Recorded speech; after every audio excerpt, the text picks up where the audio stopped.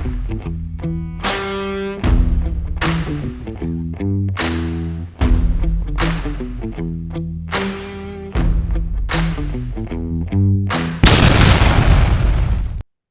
guys, welcome back to Premium Picks. Today we're going to break down UFC Fight Night Song versus Simon. Before we do it, we'll do a quick recap on Saturday's card, Blades versus Pavlovich. We didn't play a whole lot on the card. For me, the recap is Tafa fucking blew it for me. The guy was so gassed. I mean, Usman stunk too, so it's not like Usman shocked me and put on some great performance. I don't think Usman's very good. But Tafa had no gas at all. As far as the main event went, it went pretty much exactly as I thought. I said under 1.5, and I mean, first round. I thought Blades would have got the better of it. Well, I thought Blades had a shot, but again, I said under 1.5. I wasn't picking a side, so that definitely hit. All in all, okay card, I guess. Nothing crazy, sort of similar to this card, nothing too crazy to be excited about, but hey, free Saturday night cards, can't complain. A-Train, what did you think of the last card? Well, I threw a little on Blades because I saw the money going on Pavlovich, but I should have bought into the hype this time.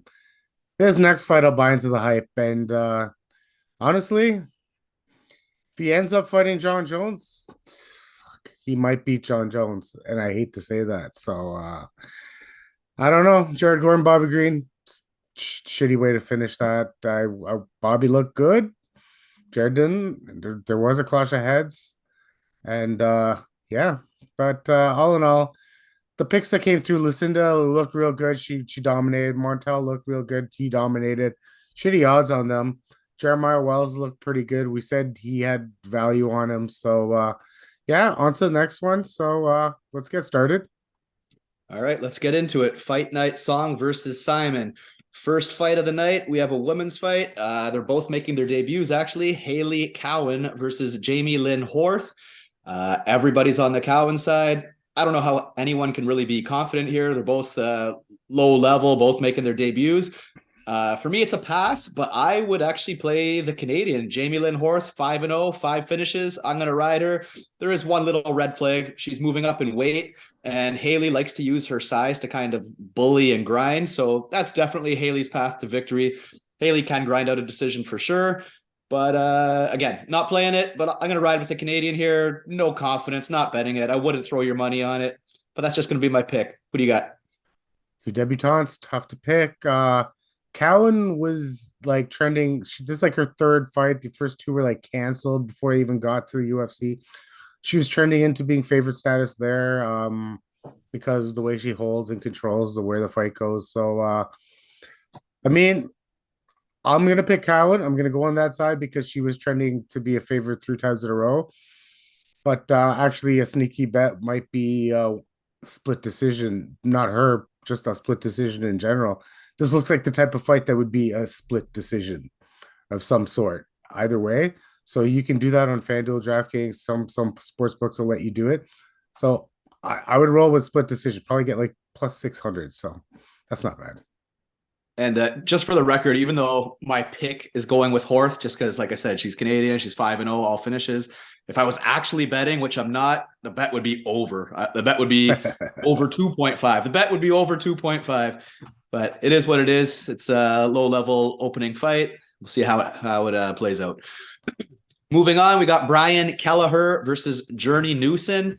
Not a whole lot of tape on Newson for me. I haven't seen a whole lot. I'm going to say Kelleher probably by decision, just by being a little bit more rounded, a bit more experienced. I don't think this is going to be one of the great fights on the card. I mean, there are a couple exciting fights actually, but this one doesn't really do anything for me personally. I'm going to say Kelleher by being a little bit better everywhere. What do you got? Journey likes when he wins, it's like by knockout or by finish or something like that. Boom's got a nice chin on him, usually doesn't get finished by most people. So if you look at his record and the guys that he's faced, he's losing to pretty decent competition. His last two losses, Mario Bautista, Umar Nurmagomedov, those guys would kill this guy.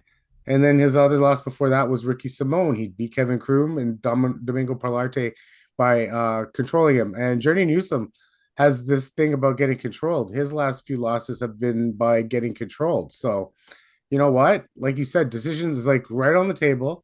I think Journey Newsom loses this. Sergey Morozov was his last fight, controlled for 3 rounds.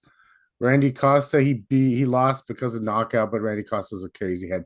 But yeah, he had no contest to Pilarte. Ricardo Ramos, another one, controlled, right? So Newsom gets controlled. Kelleher can do some controlling, and this is the least experienced fighter he's fought in the last 3 or 4 fights. So Brandon Kelleher with actually some confidence that he might actually pull this off.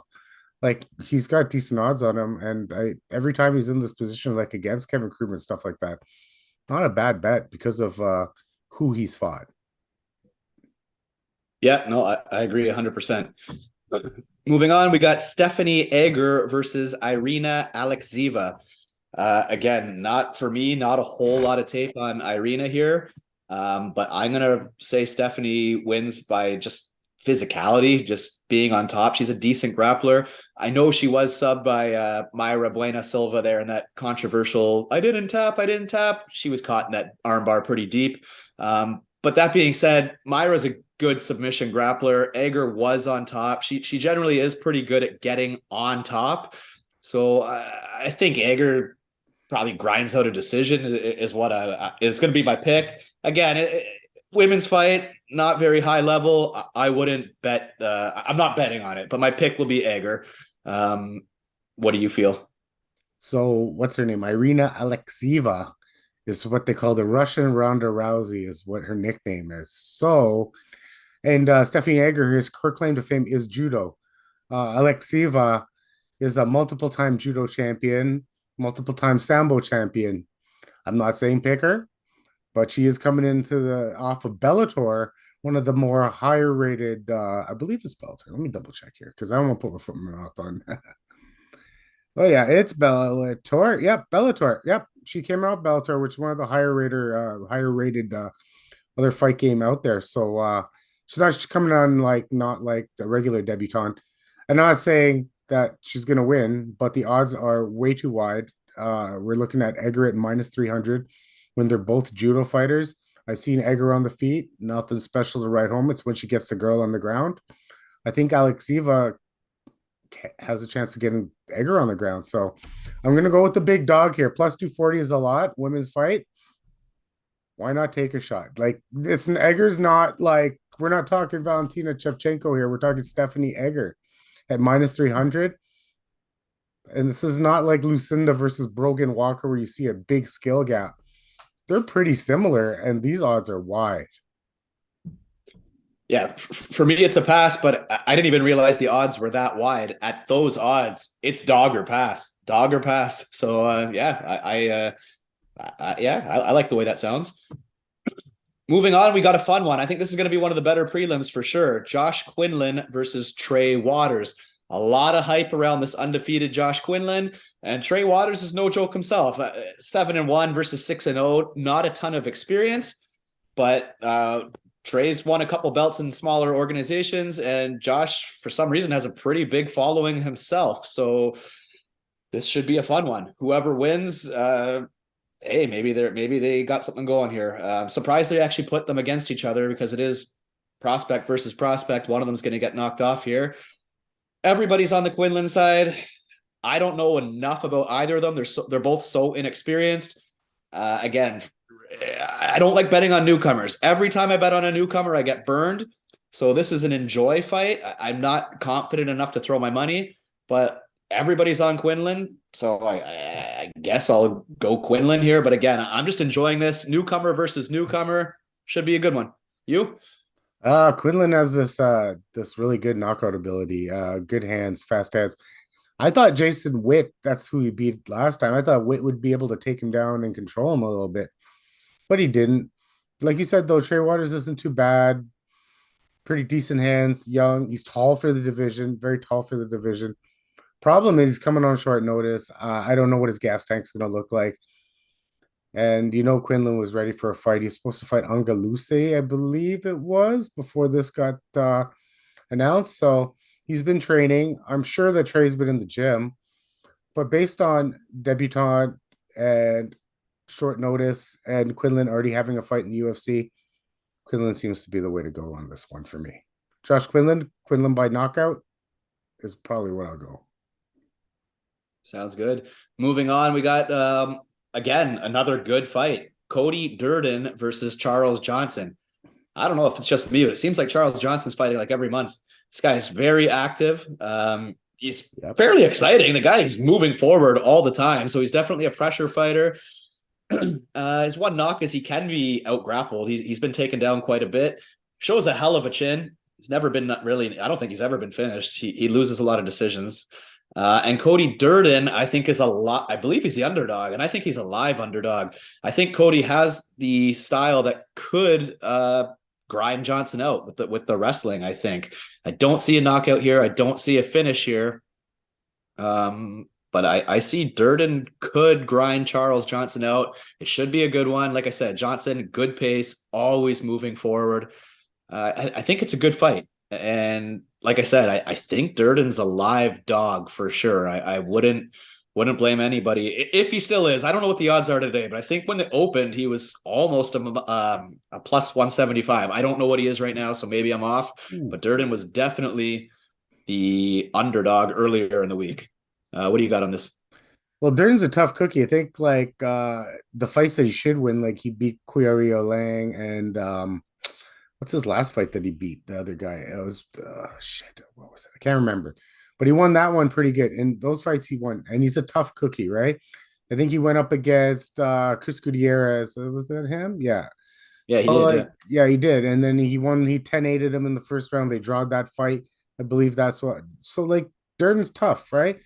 Johnson's tough too. But like he was supposed to beat Ode Osborne, who's low volume, not that great of a striker, kind of wild. And he lost that fight. I would say convincingly. The judges' scorecards say split decision. I watched that fight over and over. Ode won that fight. That was an easy win for Ode. So I mean, and Charles, he's coming in as a favorite, you said. So I don't like that either because who did he beat? Jimmy Flick and Jean Zumagulov. Pretty good fights.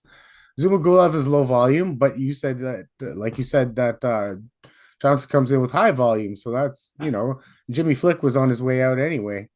I thought Johnson lost that fight for the record. Sorry to cut you off, but Yeah. I don't think Johnson won that fight personally. Zumagulov gets fucking screwed all the time, anyways. Not only that fight, so like, yeah, they just don't like it. Guys they don't like, they screw all the time. I see it all the time. So yeah, you're right on that. Durden fights with a high pace too, but he does have he can blow his load. That's another thing, and Johnson won't, right? So that's the thing. Carlos Moti beat JP Buys sucks, so I don't count that as really a win. Lost to Makayev, and then he beat Iori, but he lost to Jimmy Flick, and I'm not using MMA math on this one. But yeah, whatever the odds are, I didn't look. Here it is, plus 130.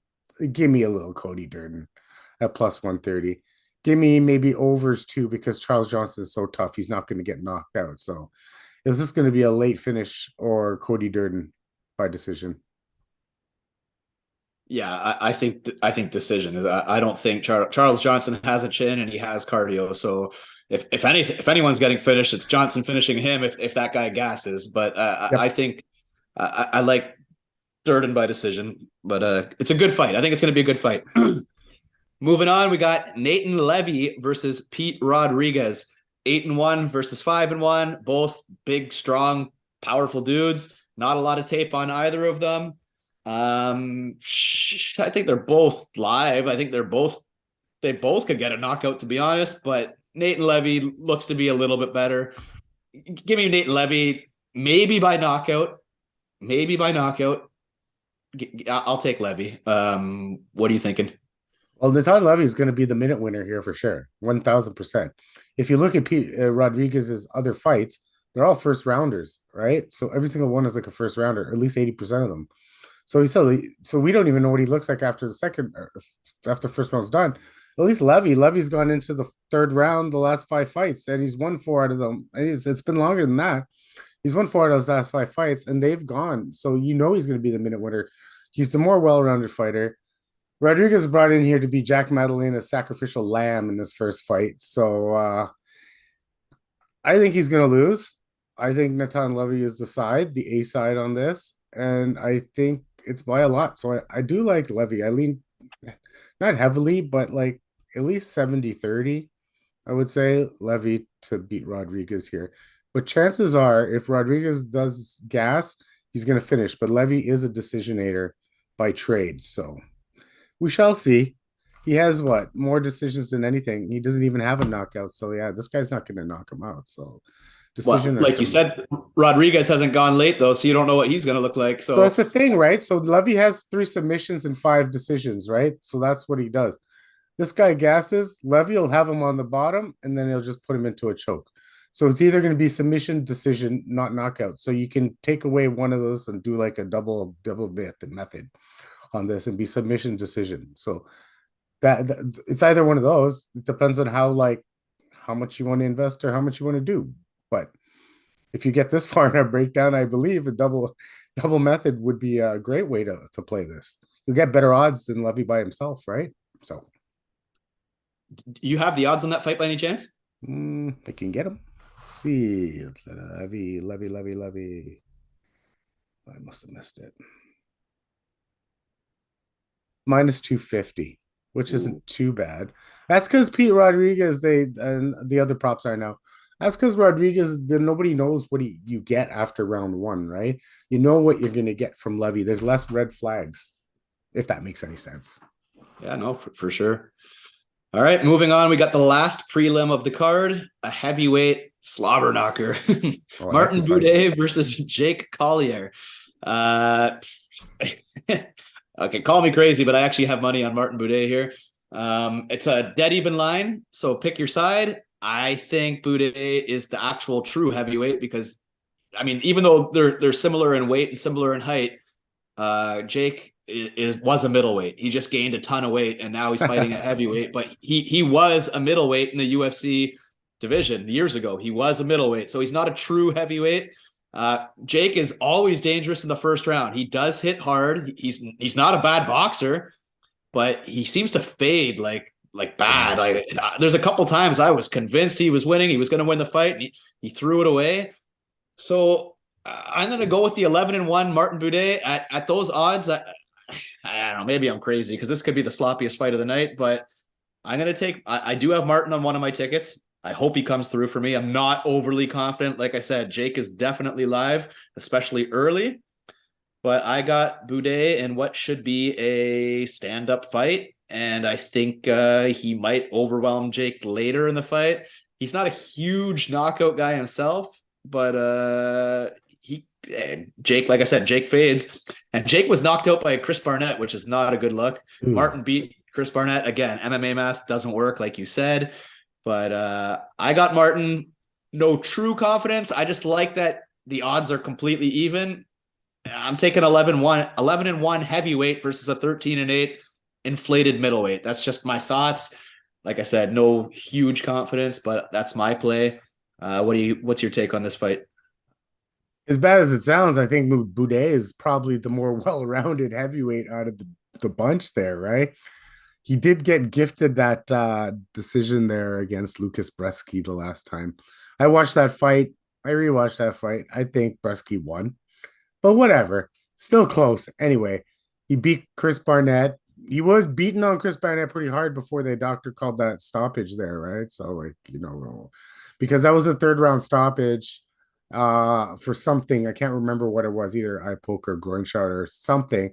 And because it had gone so far in the fight, they just go to technical decision, right? So that's why I would say technical decision, because he got stopped in the third round. It's kind of like that Romanov versus Juan Espino fight, where Romanov took the nut shot in round 3. So they go to a technical decision. But anyway, Boudet seems to be the side, at least I think. Collier, I get a picture of him where he's like ripped. So yeah, he just eats as much food as we do, buddy, and then he goes out and fights for it. But yeah, he faded Hey, bad his last fight. for the record, I think Jake got robbed versus Arlovsky. Yep, but everyone gets robbed against Arlovsky. That's another True. guy that, like, Arlovsky gets a lot of like pull because he's Andre Arlovsky, right? So I don't really count that. You should have beat Arlovsky's face. And anyways, like what's his name? Last time he beat Arlovsky, um, he beat him good. The guy that's on this card. What's his name? Yeah, Damn the it. guy fighting next. That's Yeah, yeah, yeah. De Lima. De Lima, yeah, he beat the shit out of Arlovsky. That's how you have to go beat Arlovsky. Where you stand and technically strike with him. Like Jake Collier is gonna stand and technically strike with him. So stupid. So fight IQ. Anyways, Buday is a better fighter. I don't know if he's gonna knock him out, but yeah, this guy fades. So give me round 3, Buday. Give me some plus 1,000, whatever. Gonna give me that.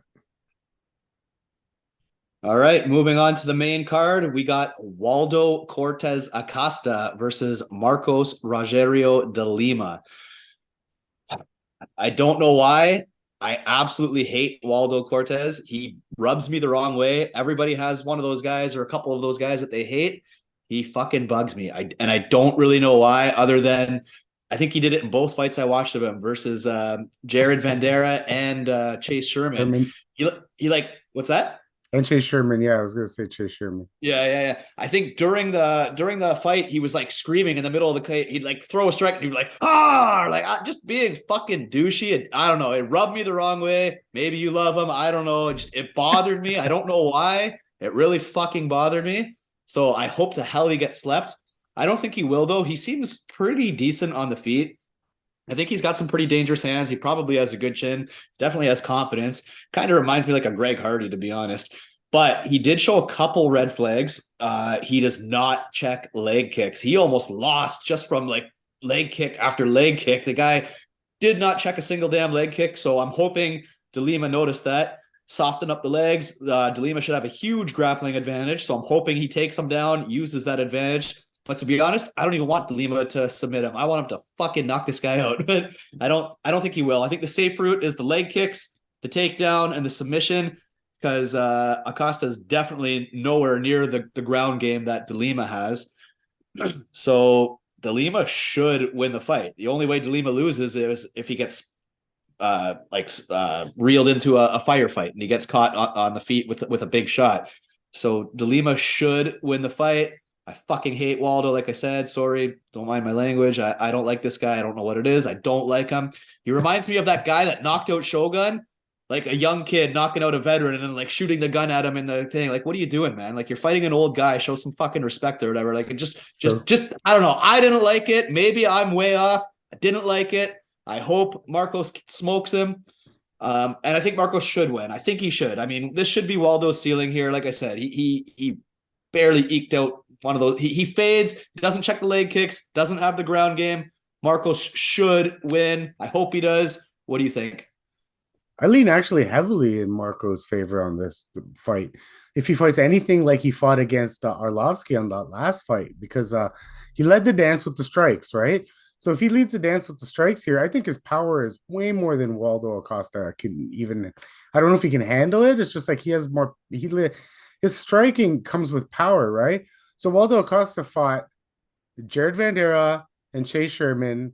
He didn't finish either one of them. Okay, Chase has a little bit of a chance, so maybe you don't finish Chase. But why the fuck aren't you finishing Jared Vandera if you're, like yelling like a gorilla in the cage? You know what I mean? So, like, kid me not, I'd put a high bet that Rogerio de Lima will friggin' finish Jared Vandera if they fought. At any point, he's a better fighter. Like you said, the ground game I don't think even comes into play here, because I thought Waldo should have used the ground game against Chase and finished both, at least that fight that way. There's zero fight IQ on Waldo's part. So, and Rogerio, what's his last loss was, I believe it was Romanov. So, you know what I mean? So Romanov took him down, right? This guy's not going to take him down. So I lean heavily in Rogerio's favor. I feel like Acosta gets his wake up call here. It's a jump in competition, and the odds are pretty good on Rogerio at -165. I know it's heavyweight and anything can happen, but I feel like there's an experience differential here. One guy coming off fighting Andrei Arlovsky, and then the other guy coming and fighting off of Jared Vandera and Chase Sherman. Two completely different sort of fights, right? You know what I mean? Arlovsky's a vet. and Arlovsky still gave him a little bit of a vet lesson, yeah, last time, but he fucking fought through it. De Lima, I lean heavily to De Lima. He will be on my main card parlay. I like him. All right, let's fucking go for that guy. All right, moving on. We got Julian Erosa versus Fernando Padilla. Erosa is a veteran. He's been around forever. He's not great. Like for a while, I thought he was terrible. And then he did string together some wins, and all of a sudden, all right, I guess maybe he got better.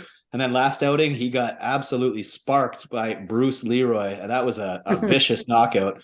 I Leroy loved every knocks second of nobody that. out. What's that? Leroy knocks nobody out too, right? That was a good knockout. That Yeah, it was a was. good knockout. Yes, that was a vicious knockout. And like I said, I don't think Julian Erosa's good. Like if I can, and I think he's the favorite here. He is. Now, Fernando Padilla should have a big submission advantage, but he's not a very good wrestler. So chances are he might not be able to get it there. And although he's not known to be a striker, I guess he does have some pop on his shots though. And Erosa coming off a knockout loss, like I think Padilla is the more dangerous guy. I don't know if I can trust him, but I think he's the more dangerous, more finishing ability fighter here. The red flag on Fernando, though, is that Erosa's fought 5 times since Fernando's last fight. Fernando's only fought, his last fight was a year and 10 months ago. Julian Erosa's fought 5 times since then. So we don't know what we're going to get out of Fernando. We don't know how he's going to look. But like I said, he's the more dangerous guy. I don't think Julian Erosa is very good. So I like Fernando at dog odds. Like, not telling you go out and play some big bet on him, but if I was betting this fight, it's dog or pass for me. I'm not betting Julian Erosa at minus 180. Like I don't know. I don't like Julian Erosa. No way I'm picking him as a favorite. So for me, dog or pass. And I think Fernando, if he's been training and shows up like he used to be, I think he can win this fight. So give me the more dangerous Fernando Padilla. And like I said, dog or pass play for me. What do you think? This is a pass. Because this is a debutant that I think should win this fight, right? So odds were 180, 190, like minus for Erosa when this week started. I just checked while you were breaking down. It's minus 145 now for Erosa. Heavy money coming in on Padilla. So, and I can't trust the debutante. Like you said, like the last 3 times we've done the debutante thing, we've got screwed. Tafa screwed us most recently. So yeah, screw these guys. I'm gonna say that how's Erosa win this fight? I don't know, because I don't think he can knock out Padilla. Padilla's Mexican. And I know this is weird, but like nobody knocks out Mexicans. Like they don't get knocked out. You're gonna have to submit this guy. But that means you have to go to the ground with this guy, where you said what I was thinking. This guy has a better submission game than you. So I don't know. Let's see.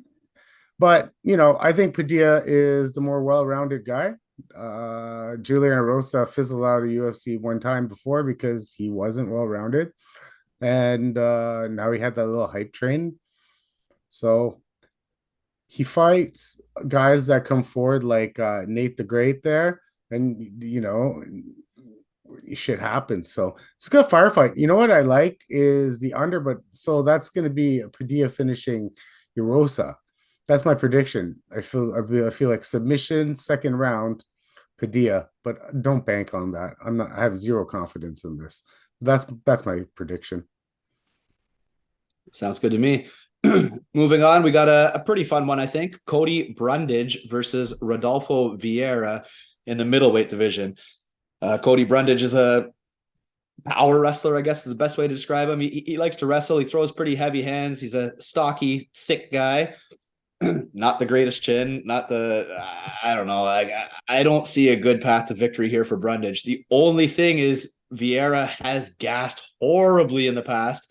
He actually, I think it was his UFC debut. He gassed so bad that he got tapped out. And this guy is a world-class jiu-jitsu grappler. Like, Yeah, it he was should fluffy, not be though. getting tapped out by anybody. And he tapped out to exhaustion. He was so gassed, he tapped out to exhaustion. That was Fluffy, though, man. You gotta love Fluffy, though. Fluffy's hardcore, bro. He's actually a good fighter. So okay. Vieira, although he's like a world-class grappler, he actually went toe-to-toe with Chris Curtis and was landing good strikes Oh though. yeah. So Vieira is a brick shithouse. Like, okay, he's gonna hit hard as hell. He has the finishing ability on the mat. So I don't know what the hell Cody's game plan is gonna be here. Because I mean, he's a wrestler at heart. So is he gonna shoot a takedown and try and grapple with Vieira? He shouldn't. And I think on the feet, I think he gets sparked. I think Cody's only path is to gas Vieira out and then try and take over the fight. But I don't think that's going to happen this time. I think Vieira figured out after that debut, like, I think he got his shit together. Like I said, he went 3 hard rounds with Chris Curtis. I like Vieira to get it done here. I don't think Cody Brundage is that great. I like Vieira everywhere. To be honest, I like him on the feet here too. So I got Vieira. I'm not sure what the odds are actually. You have the odds there? Minus 245 last time I looked for Vieira. Okay, I thought it Yeah, was. it's just because he gasses. That's a tough. It's a tough pick, but I get it. Yeah. I like him too, to be honest with you. I mean, Brundage, these 2-2 in his last 4 fights. 2 guys he beat was Tresean Gore, Dalche Lugambula. They're not good at anything, and the 2 guys he lost to were Nick Maximov, who's actually a pretty good wrestler, pretty good on the ground, and Michael Olawajaychuk or whatever his damn name is. Can't say it at whatever. But Michael has good hands, right? So Cody couldn't take him down, and Michael has good hands, so he lost. Nick has a good ground game, took care of Cody on the ground. Boom. Adolfo, if anything, has a great ground game, and if this does get to the ground, I favor Vieira. Is the wrestling on Brundage any better than Vieira's wrestling defense? I don't know. But does Vieira care if he gets taken down? I don't think so. Because I believe Lugambula had Brundage on skates, or Gore. I think it was Lugambula had Brundage on skates before he got submitted. So Brundage has a tendency to get hurt, right? So that would have been like just 3 fights ago. And then he just got KO'd in his last fight. So this doesn't bode well for him here. I'm going to pick Vieira. I don't trust his gas tank. Not on my top ticket by any means. But if I make a few parlays, I'll throw him in one that more of my long shot parlay. Minus 245 isn't half bad for a guy that I think is going to win. Now Vieira by submission is probably the better pick. You probably get a little bit better odds on that when it drops. So you think you can knock him out? You think you can submit him? I don't know. I think it's going to be inside the distance though. Yeah, I think he can knock him out. I think Vieira does hit fucking hard, and Yep. That fight against, Brundage. like you said, that fight against Curtis, he showed a lot. He actually showed some fight IQ in that fight. Bring that up. He didn't blow his tank, and he looked pretty fresh going into the 3rd round.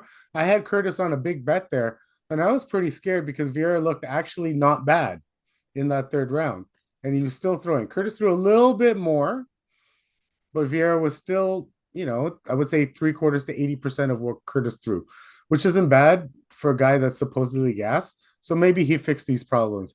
If he actually fixed these problems, then shit, he might be, brick shit else, like you said. He's built like a fucking tank.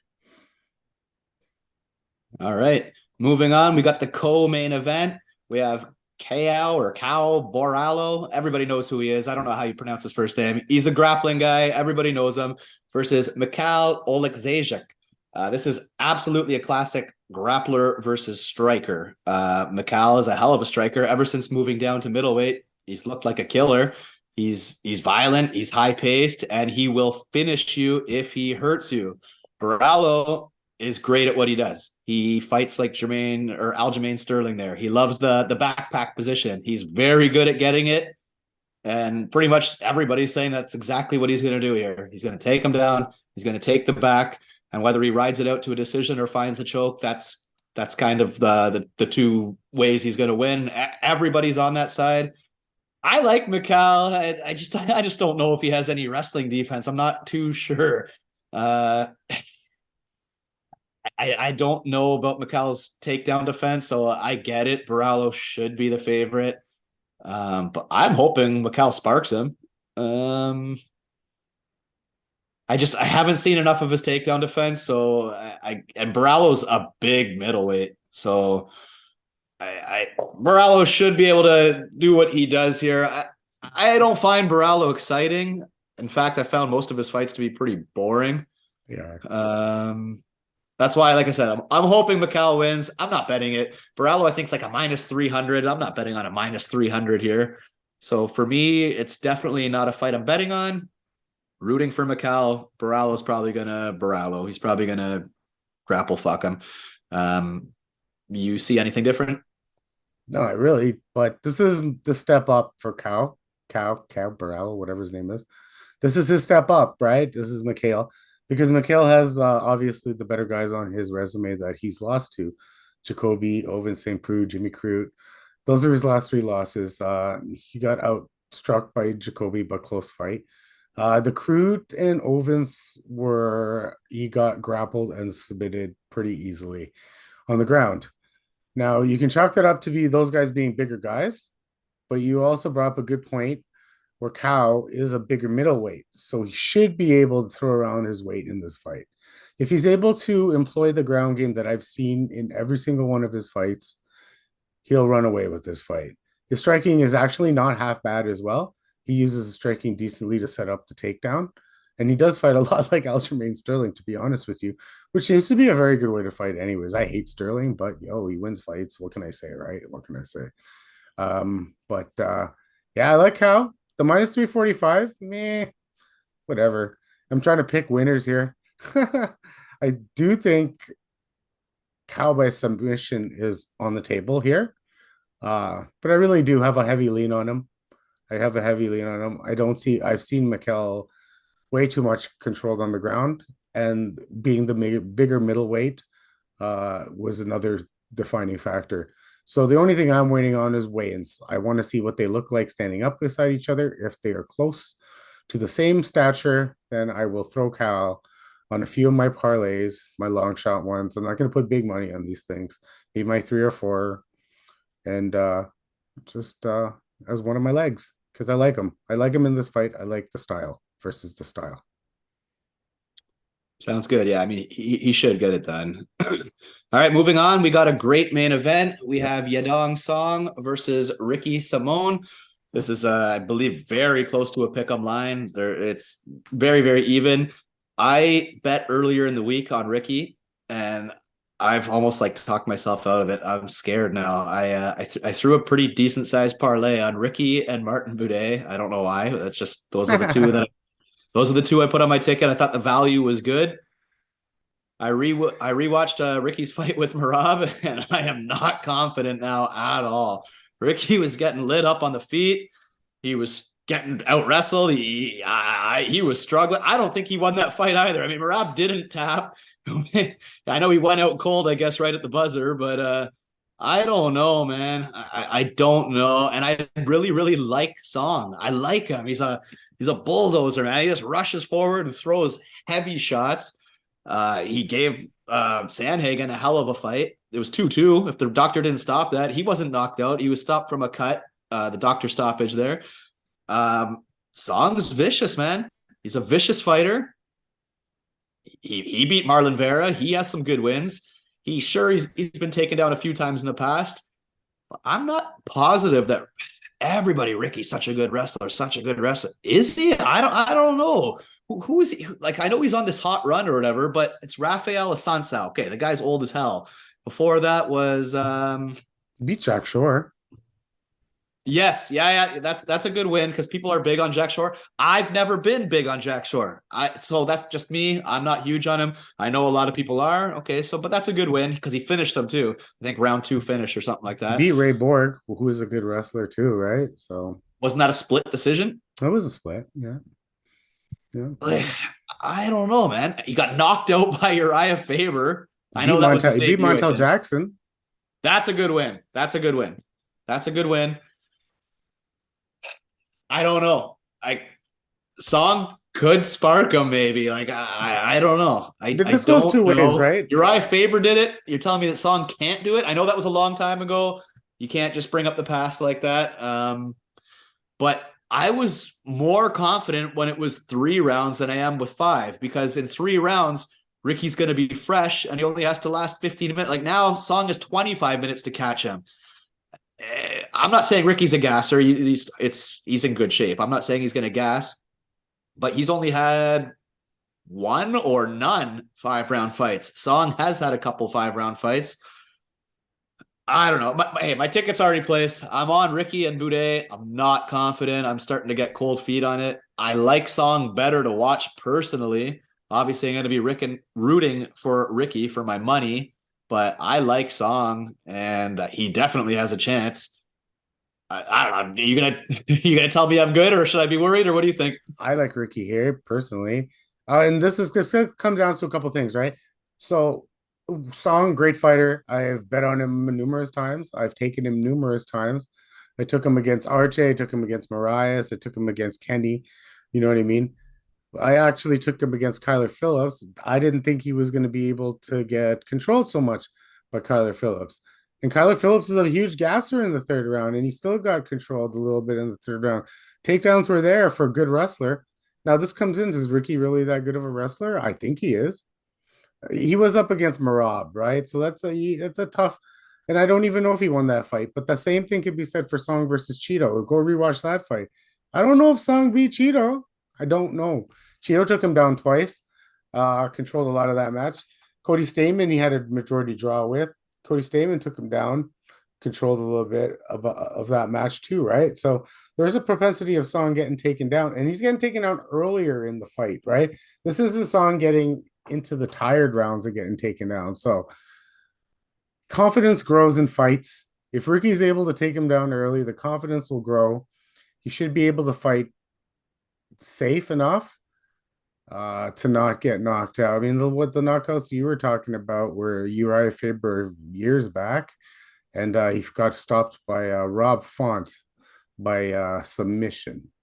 Rob Font has proven once again that he is a good fighter. So both of those are notable losses to good fighters. Song, notable losses to good fighters. This is a great fight. That Kyler Phillips fight comes the back of my mind. And the way Kyler Phillips was able to mix the wrestling in with the striking and not get hit. It's the game plan that Ricky should use, and it's the game plan Ricky uses all the time. So I'm gonna go with that. I'm gonna hope his IQ's on point, and yeah, I'm gonna go with that. But So like this week, where the power hitting guy wins the fight against the not power hitting wrestler, so who knows? I'm not good at this, I guess. No. But yeah, I'm gonna go with I think Ricky's the more well-rounded fighter. I'm gonna say Ricky Simone. He might be able to finish him on the ground, possibly. But there's not going to be a knockout from Ricky's side if the knockout's coming from Song's side. yeah, and Song, I believe he's only 25 years old, and that fight with Phillips that you brought up a couple times there, I think that was 3 or 4 years ago. So that was like a 21-year-old Yadong Song, and Song's been at Team Alpha Male for a while now. So you got to think he's getting in some wrestling looks here. 2 years ago, uh, 2 years ago to yeah, pretty 2 years much. ago. Yeah, 2021, March 6th. He's young. He's getting better. I think he's more exciting. I mean, styles make fights, so that's why I jumped on Ricky right away. Maybe I'm just getting in my own head now, and Yeah, don't uh, we all? Don't we all? It's the fight game, it's a brother. close fight, guys. This whole card, it's not the greatest card for betting. It's a fight night. I don't know. I feel like we smoke the pay-per-views, like the big fighters that we really know. We nail them all the time. These fight nights, they're a lot of unknowns, a lot of not as much tape to see on these guys. We don't know as much about them. Obviously, we know these two main event fighters, but don't go huge on these guys you don't know. Like, that's my advice. I'm not going huge this card. Wait for the pay-per-views and smash those. Um, yeah, like, who's your favorite? Who's your most confident pick on this card? Like, who do you really like to bet here? I don't really have any that I love. Like, I like Rogerio De Lima and Brian Kelleher and Natan Levy. I was about to say Levy, yeah. Yeah, and Kai Borralho. Um, those probably the four. I'll throw in something like that, and then add a tiny more on Ricky Simone, and then call it a long shot day. There's no one I want to lay a single bet, like a single on, where like you're like, oh, I want to lay some hardcore on this one guy. There's nobody like that here. But there is guys that I have decent leans, like 70-30 leans on. You know what I mean? That I feel like the styles make fights and kind of that kind of thing, right? So that's the way I'm gonna go this week. Bellator was good to us last week. So Well, the previous card doesn't happen often, but there were 7 underdog winners, so nobody did good on that card. But like we've been good every week, other than that one. This card, I actually feel like pretty much all of the favorites should win. To be honest, like most, like 90% of these favorites should win. If you're looking for an underdog, like I think Durden's a sneaky underdog. Fernando Padilla is a sneaky underdog. Yeah, for sure. Yeah, And yeah. that's where mine ends. Oh, maybe Irina Alekseeva. Actually, that would be my dog of the night play. But because she's 240 debutante, you're not going to lay a lot of money on her, but you're going to get a heavy payback. And Stephanie Egger, it's like judo versus judo. And then what happens like when a wrestler versus wrestler? You get to see the stand up, right? So I don't trust Stephanie's stand up. And this other girl at least has some sambo to work after the judo, right? So we've seen how sambo and Russians work in this UFC thing, right? So plus 240, I see him as way too wide, and I'm gonna double check now if that's what the same friggin' yeah, she's now minus 305 and Irina's minus 2 plus 255. It's too wide for me for women's There's no MMA. way she should be that. No way. It's too wide for women MMA. I mean, if I'm going on, if I'm going to place one bet that's like $50 or something like that, I don't mind throwing on a dog that's plus 255, and I'm going to get paid 2 bills on that. Not bad. So Yeah, that's what I do. yeah. Dogger pass. It's good value. That's the play. Okay, guys, that concludes UFC Fight Night Song versus Simon. If you're not aware, the card starts at 4 o'clock. It's an afternoon card. So make sure you tune in early for that one. And later that night, guys, check out the bare knuckle fight. We're going to drop a video on that as well. I know it sounds vicious. It's not for everybody, whatever, but it is a spectacle. This thing's over early. So unless you're watching playoff hockey or playoff basketball, check out the BKFC. There are some 6 UFC fighters on that card. Should be worth a watch. And as always, guys, give us a like, give us a subscribe, drop us a comment. Let us know what you think. If you think we're out to lunch and you have a strong, confident play, let us know. I'd love to hear it. We'll get back at you. And until then, enjoy yourselves and enjoy the fights. Yeah.